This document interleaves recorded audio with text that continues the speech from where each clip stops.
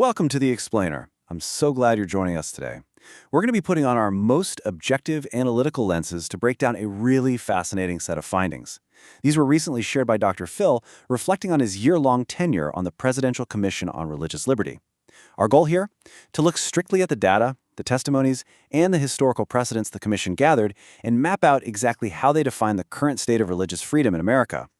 We'll be looking at everything from the origins of this commission to some highly specific real-world case studies of colliding rights. Okay, let's dive right into this. Here's our structural roadmap for today. We'll start with the commission's origin, move to the historical foundation, define everyday liberty, look at classrooms and the military, examine the Dominican Sisters case, and finish up with the broader warning. Section 1. The Commission's origin. Let's look at how it all began. So initiated under President Trump's administration, this bipartisan group of clergy members and constitutional lawyers was chaired by Texas Lieutenant Governor Dan Patrick and co-chaired by Ben Carson. But you know, the really crucial point here is their methodology.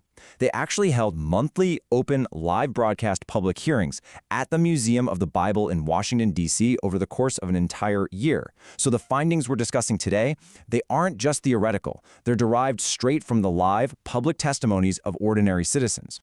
Section 2. The Historical Foundation. The idea of religious freedom as a core liberty. Before touching on modern events, the Commission established a really important foundational premise. They view religious freedom as the absolute core liberty of the American Republic. The source uses some powerful historical quotes to trace this deeply rooted tradition. Think about it. Back in 1776, Thomas Jefferson stated that unalienable rights come from a creator, not the government. By 1783, George Washington cited civil and religious liberty as his primary political motive. James Madison, in 1789, explicitly protected the equal rights of conscience. And we see this echo all the way through the years, from John Adams' dread of the national government meddling with religion, to Lincoln's calls for recognizing divine guidance, all the way up to Ronald Reagan in 1983, declaring that freedom actually prospers when religion is vibrant. The Commission uses this historical thread to establish that safeguarding interreligious conscience is just a fundamentally American norm. Section 3. Defining everyday liberty. Living out faith in the real world. Now, the Commission coined and really zoomed in on this specific concept. Everyday liberty is defined as the right to practice, pursue, and live out one's faith in all aspects of daily life, including education, medicine, and occupation, without unwarranted government interference. This is a massive distinction for all of us to understand. They basically broaden the scope of religious liberty from just being a private weekend act to a public practice that actually informs the choices people make every single day. And this right here is the absolute core tension. The traditional view of the right to worship confines faith strictly to a church, synagogue, or mosque, a private setting, right? But everyday liberty argues that modern cultural pressures are constraining conscience, not in the pews, but in the classroom, in careers, and in community life. It's a huge shift in perspective. Section 4. Classrooms and the military, where these everyday liberties are tested. Let's look at some of the confirmed testimonies presented to the Commission. First, you have Coach Kennedy, who was disciplined simply for taking a knee after football games to thank God for the safety of his players. Then you have Marisol Castro, a teacher who was forced to take down a 6-inch wooden crucifix from her bulletin board and hide it in a desk drawer, just for fear of offending others. There's also high school senior Sophia Shoemaker. She paid a fee to decorate her senior parking spot, but was outright denied the ability to paint a cross or the verse John 3:16 on it. Finally, the Commission heard from military personnel who wanted to defend their country but were forced to choose between their service and their religious traditions regarding attire or medical objections to vaccines. So the crucial takeaway here is this. These aren't high-level debates about theology.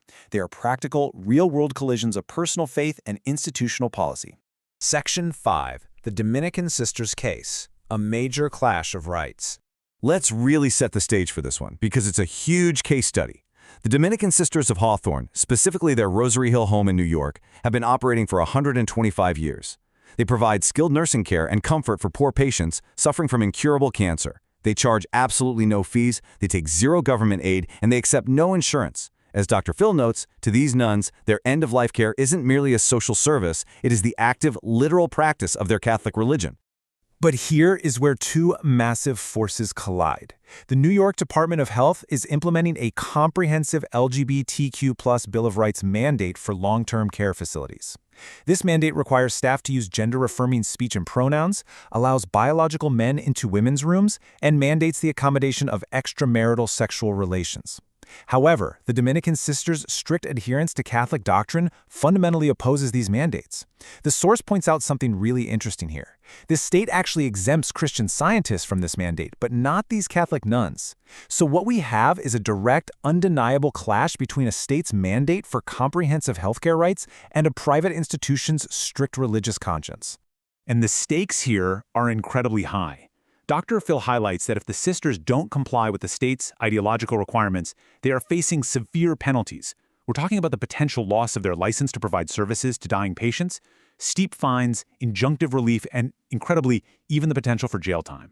For the Commission, this case serves as a really profound illustration of the state enforcing its mandates onto a private religious charity. Section 6. The broader warning. Protecting freedom for everyone. Dr. Phil frames this entire issue around one really powerful thought. If you take away people's ability to choose, then you're changing who they are. The argument being made here is that government mandates regulating behavior based on ideology do way more than just change actions. They fundamentally alter individual identity and inner consciousness. Religious liberty, in the Commission's view, protects who you are, not just what you do. To drive this home, the source points to historical patterns from authoritarian regimes, places like Nazi Germany or China, to map out a dangerous domino effect. It's like a historical playbook. Step 1 is the suppression of religion and inner conscience. Once that falls, Step 2 is the suppression of the courts. Step 3 is the suppression of the press. And finally, Step 4 is the total suppression of free speech. The Commission views the targeting of everyday liberty as a massive red flag, a foreshadowing of broader civil liberty repression for everyone, regardless of their personal beliefs. All of which leaves us with this final, incredibly vital question to ponder based on the source material. Where exactly is the line between necessary government mandates for public welfare and equality and the constitutional protection of an individual or institution's religious conscience? How do we balance civil rights and religious freedom when they directly collide, just like they do with the Dominican sisters? It's a complex issue, for sure, with profound implications for our daily lives. Well, thank you so much for joining me on this explainer. I really hope this deep dive into the Commission's findings has given you a clearer, more structured understanding of the debate surrounding everyday liberty. Until next time, keep analyzing, keep questioning, and keep learning.